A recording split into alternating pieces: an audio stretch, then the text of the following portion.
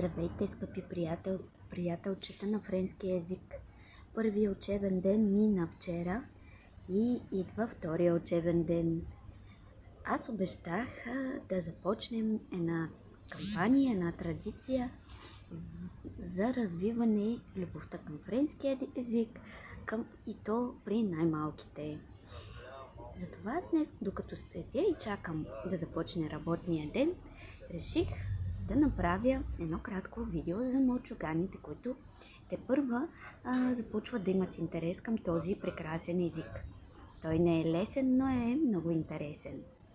И тъй като сме рано сутринта, реших да направим няколко поздравя към мама, към тати или към приятелите. Как ще го направим това? Ще кажем Bonjour, мамо! Bonjour, папа! Bonjour, mon ami!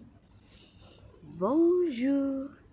А сега как да кажем хубав ден, като пожелаваме целия ден да е хубав и да си тръгнем от някъде. Примерно да тръгнем, мама оставя детето в градината или на училище и казва Bonjour, mon petit garçon! Хубав ден, мили мой малко момченце. Така че ето две думички за добро утро, които научихме.